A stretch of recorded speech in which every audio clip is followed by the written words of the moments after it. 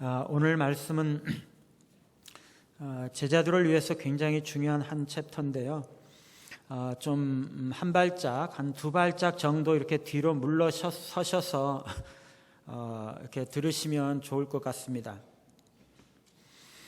지난주에도 제가 말씀을 드렸던 것처럼 이 백두산이라는 영화에 보면은요, 특전사 조인창 대위가 목숨을 걸고 백두산 밑에 있는 탄광 중에서 9번째 갱도를 폭파시키기 위해서 이 북한에 침투되어서 그곳에 찾아가는데, 사실 그것은 계산이 잘못된 것이었습니다. 탄광을 폭파해서 화산 폭발을 막는다는 전략을 세웠던 이 강복래 교수가 나중에야 9번째 갱도가 아니라 7번째 갱도라는 것을 재산정하고 폭파 지점을 수정해서 지시함으로 목표가 7번 지점으로 바뀌게 됩니다.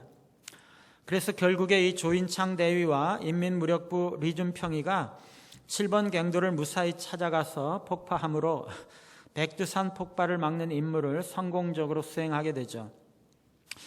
그런데 여러분, 만약에 이 가장 적합한 폭파 지점을 중간에 정확하게 새롭게 산정하지 않고 원래의 계획대로 9번 갱도를 폭파했으면 어떻게 되었을까요?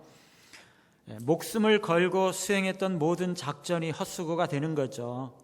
영화를 다시 찍어야 됩니다. 그러면 백두산은 네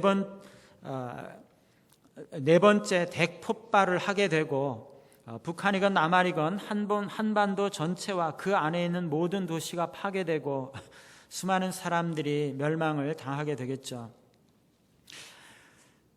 여러분이 1년 동안의 삶을 다 살고 나서 연말에 가서 지난 한 해의 삶을 되돌아보았을 때, 혹은 여러분이 인생을 마감하는 순간에 여러분의 생애를 되돌아보면서 여러분의 삶을 평가해 볼 때, 나의 모든 삶이 참으로 잘 살았던 삶이구나 하고 평가할 수 있기 위해서는 어떻게 해야 될까요?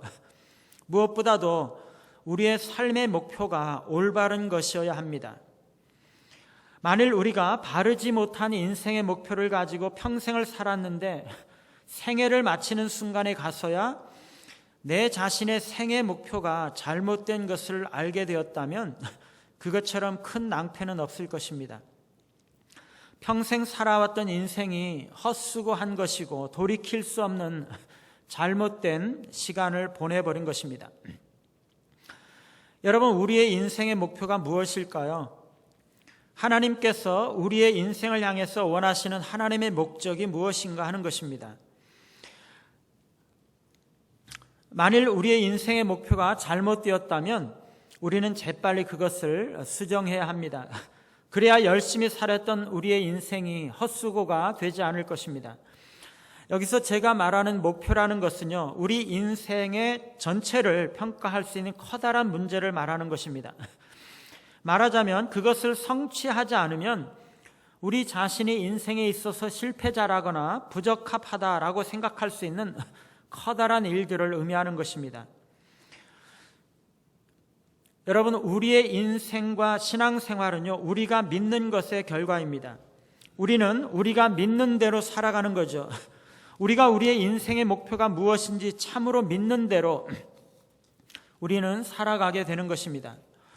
우리가 무슨 말을 하고 있는지 했는지가 아니라 우리가 어떻게 살았는지가 참으로 우리가 무엇을 믿었는가 하는 것을 나타내게 될 것입니다.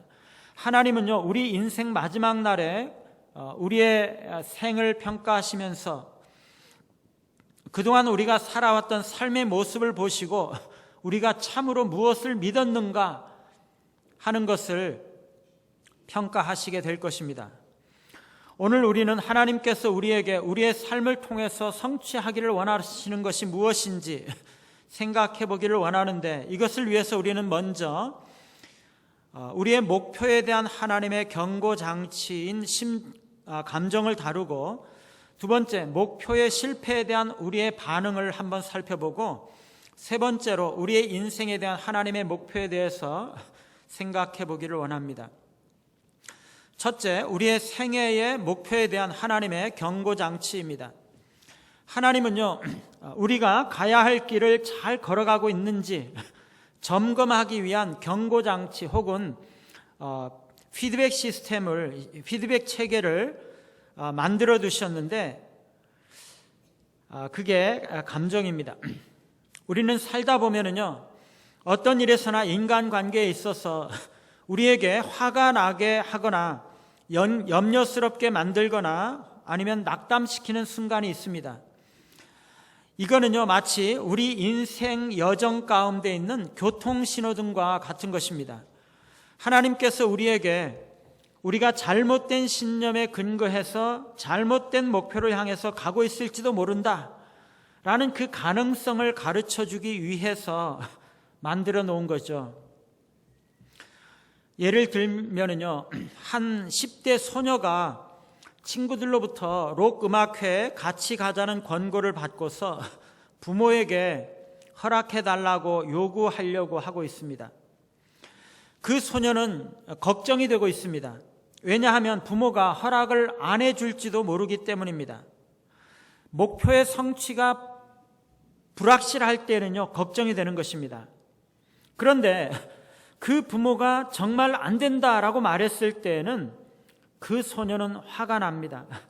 목표가 가로막혔을 때는요, 화가 나는 것입니다. 그리고 이 소녀가 부모들에게 다시 들어가서 협상하고 재간청해도 안 된다는 것을 확인했을 때에는 이 소녀는 낙심할 것입니다. 목표가 불가능하게 되었을 때에는 낙심하는 것입니다.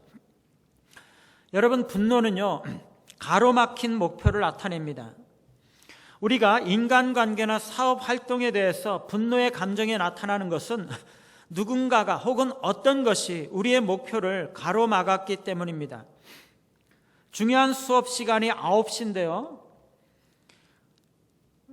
혹은 직장에서 중요한 회의가 9시에 시작이 되는데 지금 9시가 거의 다 됐는데 교통 혼잡으로 인해서 길거리에서 버스에 갇혀가지고 그냥 한없이 앉아 있어야 할 때 여러분은 어떤 감정이 드시겠습니까? 화가 나지 않겠어요? 어떤 사람은요, 이런 신념을 가지고 있습니다.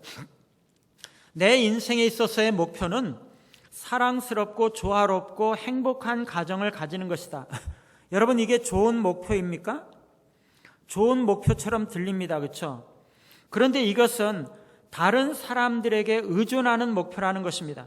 가족 안에 있는 모든 사람들이 이 목표가 성취되는 것을 막을 수 있어요. 막을 수 있을 뿐만 아니라 실제적으로 막습니다. 이 목표는요, 가족이 어떻게 행동하느냐 하는 것에 따라서 그 성취 여부가 달라지는 것입니다. 아들이나 딸이 속을 썩일 때마다 혹은 배우자가 화를 낼 때마다 목표 달성은 멀어지고 내 가슴은 무너져 내리는 것입니다. 이 목표는요, 전적으로 나의 직접적인 통제하에 있지 않고 내가 생각하는 최고의 가치가 다른 사람들의 행동에 전적으로 의존하는 거죠. 여러분, 이런 목표는요, 좋은 목표가 아닙니다. 다른 사람이 나의 목표를 방해할 수 있기 때문에 그건 좋은 것이 아니에요. 예를 들면 어떤 목사가 내 인생의 목표는 좋은 그리스도의 공동체를 만드는 것이다 이렇게 말한다면 그것은 공동체 안에 문제가 있을 때마다 내 목표가 방해를 받는 거죠. 그것은요, 좋은 목표가 아닙니다. 좋은 목표는요, 다른 사람들의 행동이나 반응에 의존하지 않아야 하는 것입니다. 우리의 목표가 다른 사람들의 행동에 의해서 가로막혀서 우리에게 분노를 가져오고 있다면 그건 좋은 목표가 아닙니다. 여러분, 분노는요, 가로막힌 목표를 나타낸다고 말했는데 염려는 불확실한 목표를 나타냅니다. 우리의 일들이나 인간관계에 있어서 우리가 염려를 느낄 때는 우리의 목표의 성취가 불투명하고 불확실하다는 것을 말하는 것입니다. 나는 어떤 일이 일어나기를 희망하고 있는데 그 일이 일어날 것이 보장이 되지 않는다는 것입니다. 여러분, 우리는요, 여러 가지 요소들을 통제할 수 있지만 모든 것을 통제할 수 있는 것은 아닙니다. 내 목표를 성취하는 것이 어떤 내가 통제할 수 없는 것에 의존하고 있다면 그것은 좋은 목표가 아니에요. 예를 들어서 나의 가치나 성공 개념이 경제적인 성공에 의존적이라고 믿는다면, 다시 말하면 경제적으로 내가 성공해야지 나는 가치 있는 존재이고 내가 성공했다라고 생각하고 있다면 아마도 나는 염려하게 될 겁니다. 왜요? 갑자기 주식시장이 폭락을 하거나 아니면 도적이 들거나 파산을 해서 빈털터리가 되지 않을까 하는 그 염려가 있기 때문에, 그런 보장이 없기 때문에, 내 목표의 성취가 불확실하다 하기 때문에 염려하게 되는 것입니다. 염려가 불확실한 목표를 나타낸다면 낙담은 불가능한 목표를 나타냅니다. 때때로 우리에게는 불확실한 목표는요, 더 나아가서 성취가 불가능해 보이는 지점까지 더 나아가게 되는 것입니다. 내 목표가 정말 이루어질 수 없는 것이라는 생각이 들 때 우리의 염려는 낙심으로 바뀌게 됩니다.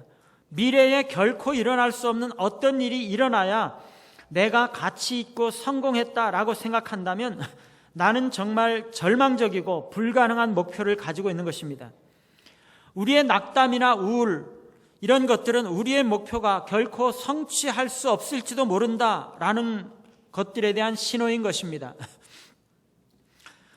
어떤 그리스도인은요, 자신의 인생의 목표가 사랑하는 내 가족들이 다 예수님을 믿는 것이라고 생각하는 사람이 있습니다. 말하자면 온 가족 전도가 내 인생의 목표입니다. 그래서 그는 가족들을 위해서 기도하고 그들에게 복음을 증거하고 목사님을 초청해서 예배를 드리고 등등 그가 할 수 있는 온갖 모든 일들을 다 합니다.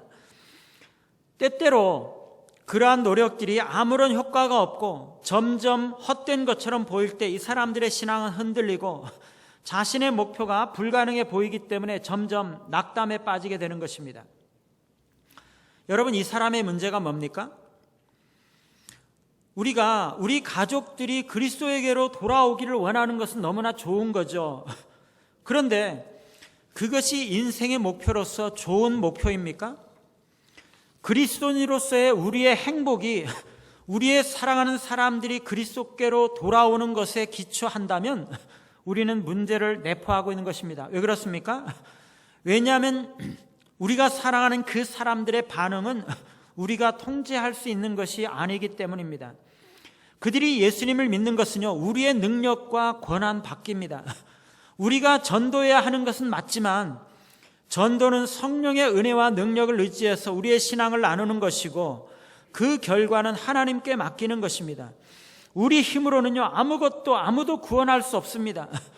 반드시 가족들이 예수님을 믿어야만 내가 행복하겠다 이렇게 느낀다면 그것은 내가 내 힘으로 성취할 수 없는 어떤 것에 나의 가치와 행복을 의존하고 있는 것입니다.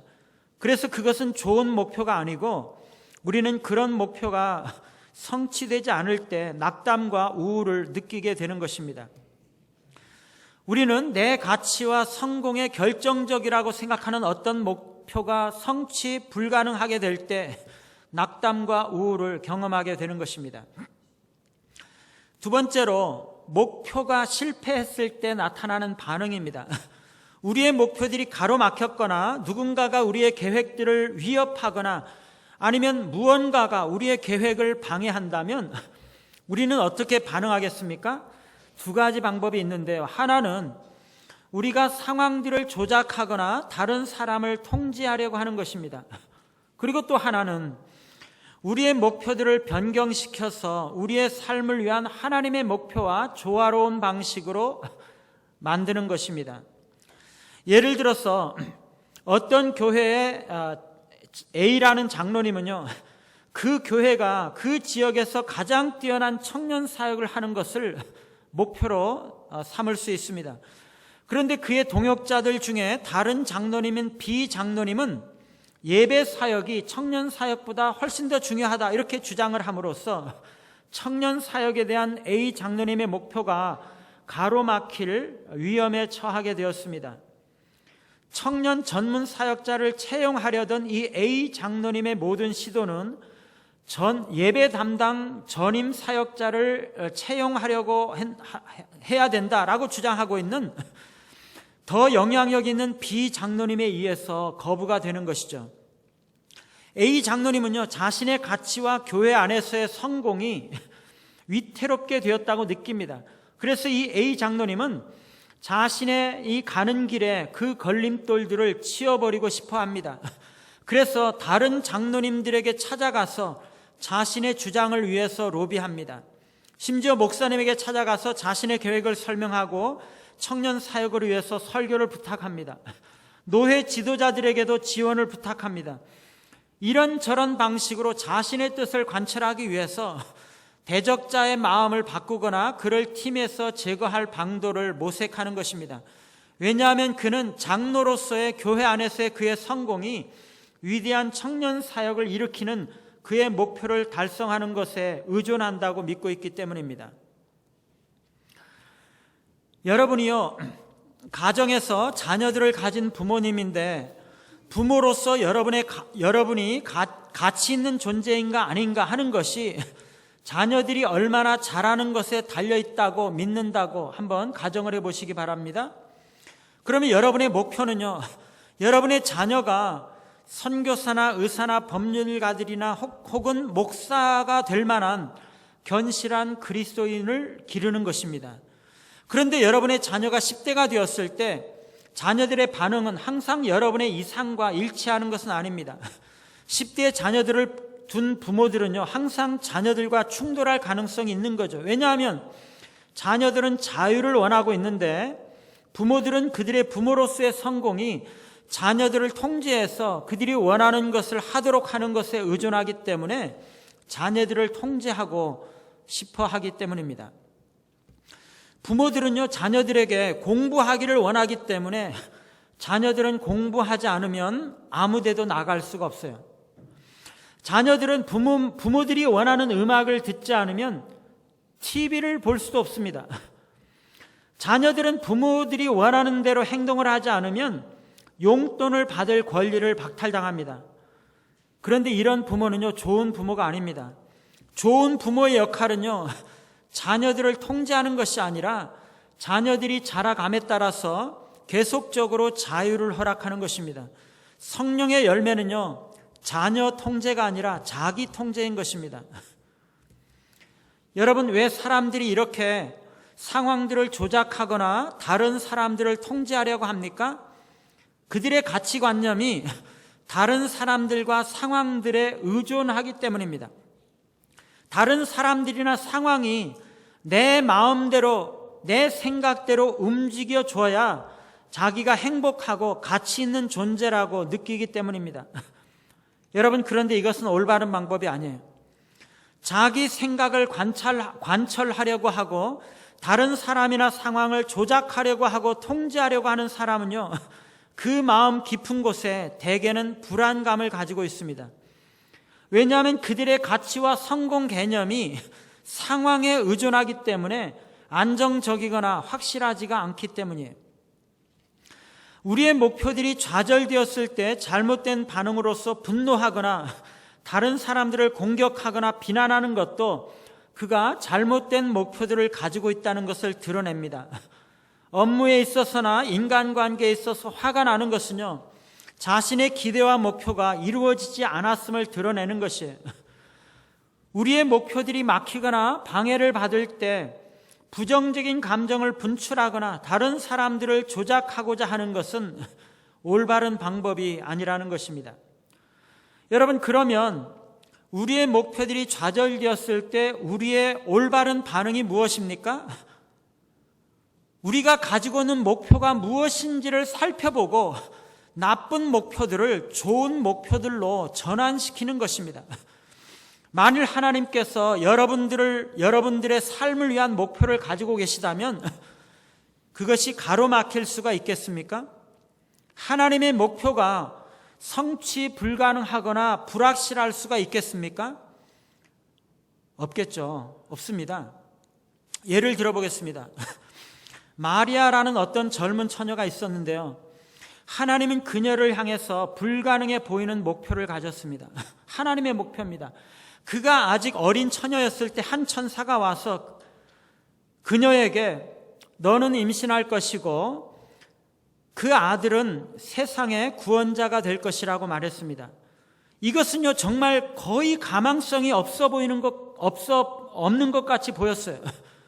그녀가 언뜻 보기에는 정말 너무나 불가능해 보이는 그런 계획에 관해서 천사에게 물었을 때 천사는 아주 간단하게 대답했습니다. 하나님에게는 불가능이 없다. 하나님에게는 불가능이 없다.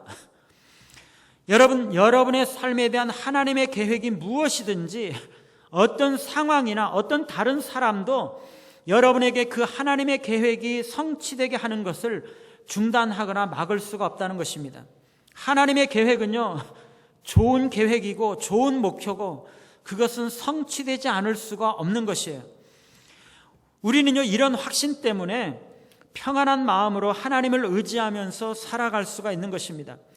다시 말하지만 우리의 인생을 향한 하나님의 계획 혹은 하나님께서 주신 목표는요, 결코 어떤 것도 불가능하거나 확 불확실하거나 혹은 가로막을 수가 없다는 것입니다.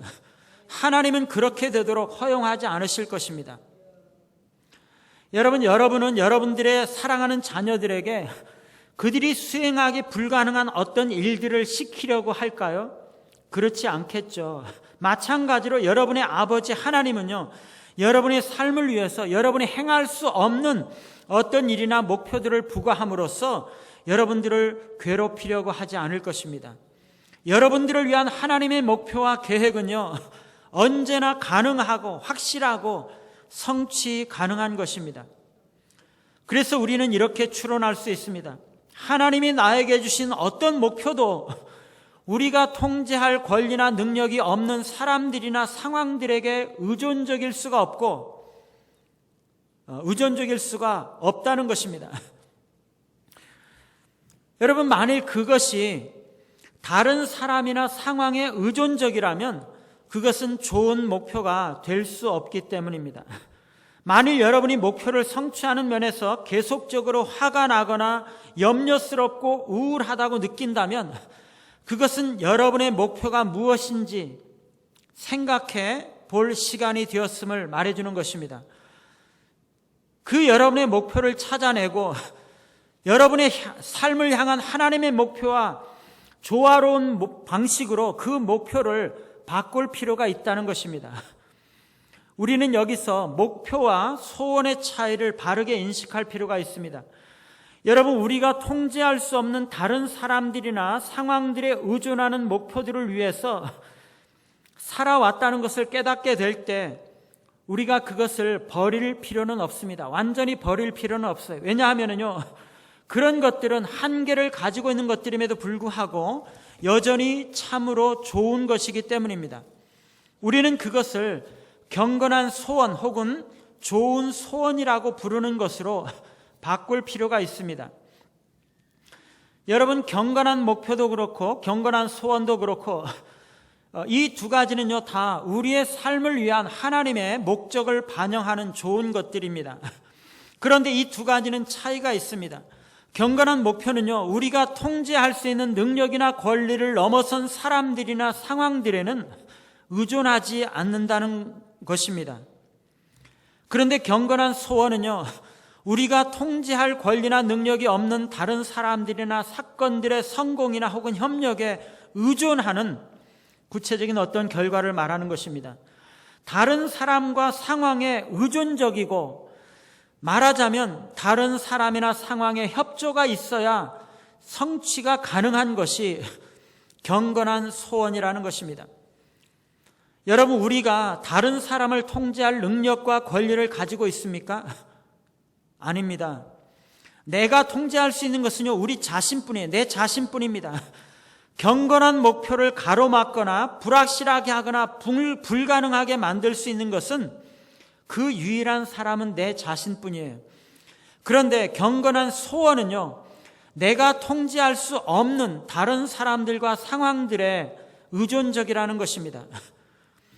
여러분, 좋은 목표와 좋은 경건한 소원 사이의 결정적인 차이는 우리의 바람이 내가 통제할 수 없는 것과 무관하느냐 혹은 그것에 의존하느냐 하는 것입니다.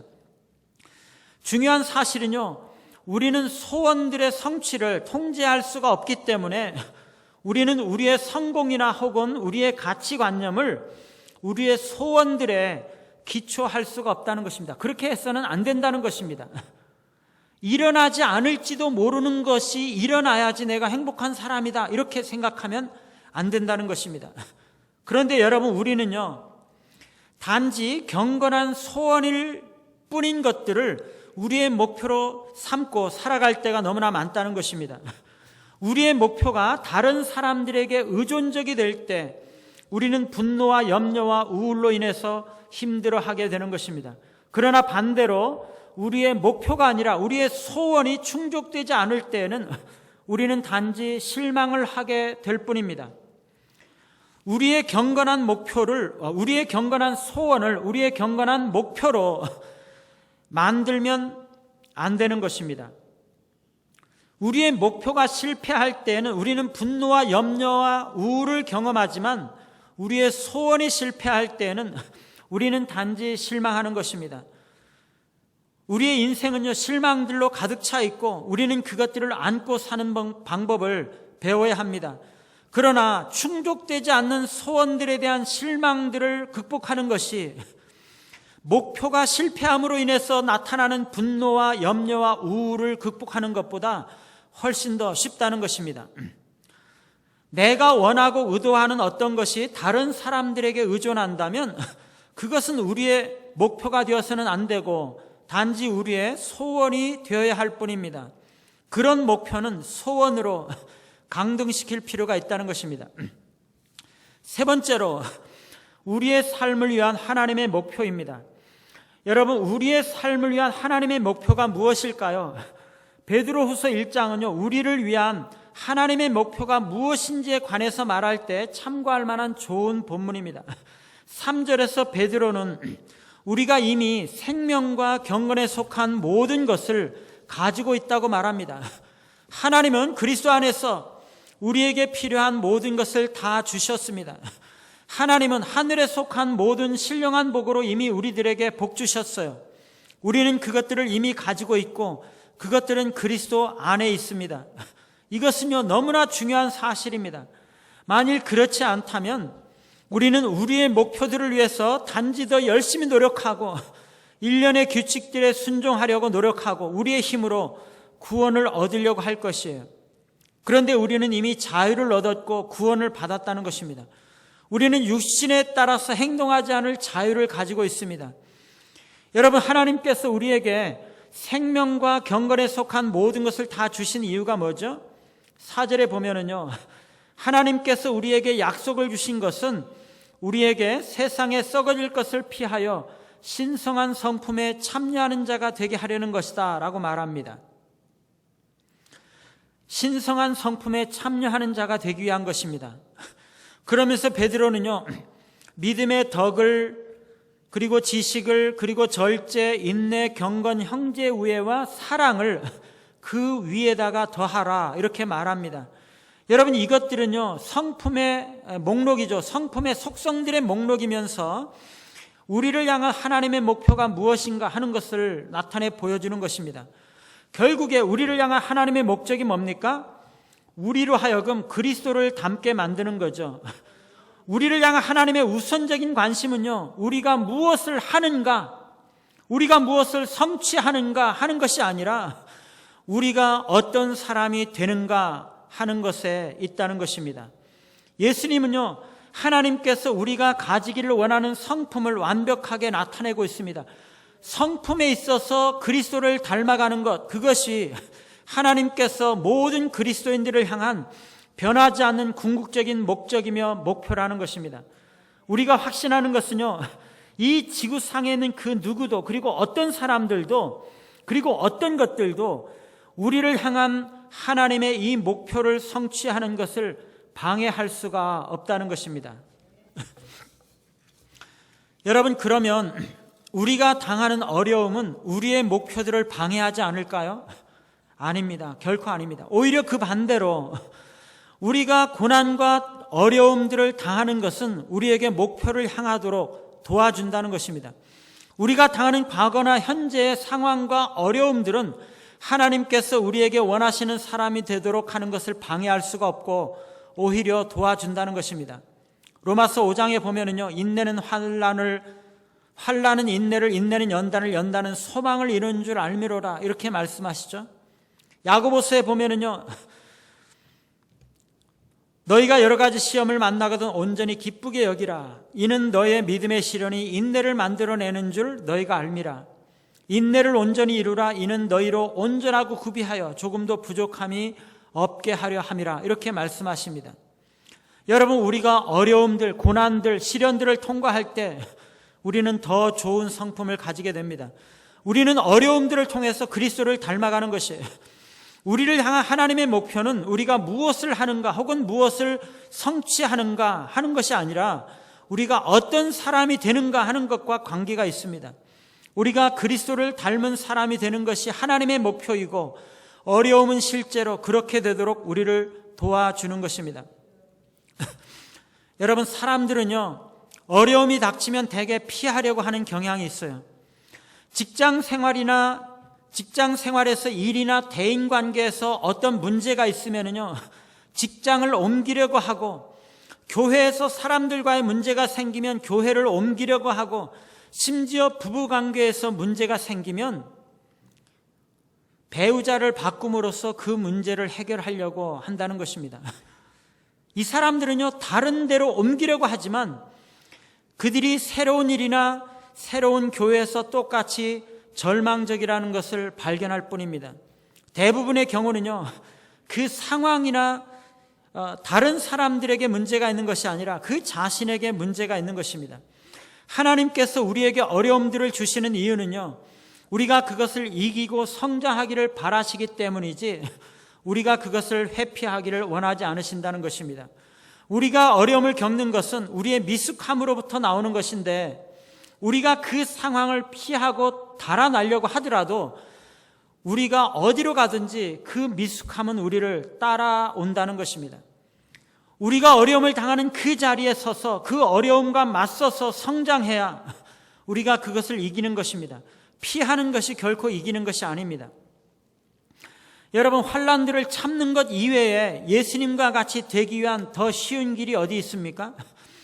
아마도 모든 사람들은요, 그런 길들이 있을까 하고 찾아왔겠지만 인생을 의미 있게 만드는 것은 대개 어려움이고 어려움을 경험하는 그 시간들이 바로 성숙을 가져오는 것입니다. 우리는 이따금씩 산 정상의 황홀한 경험들이 필요하지만 성장을 위한 비옥한 토양은 항상 계곡 아래에 있는 것이지 정상에 있는 것이 아니라는 것입니다. 우리가 경건한 성품을 우리의 가장 우선적인 목표로 만들 때 우리는 우리의 삶에서 성령의 열매를 맺게 되는 것입니다. 그때 우리는 분노는 인내로, 염려는 평강으로, 우울은 기쁨으로 바뀌는 것을 경험하게 될 것입니다. 사랑하는 여러분, 여러분은 지금 인생에서 어디로 가고 있습니까?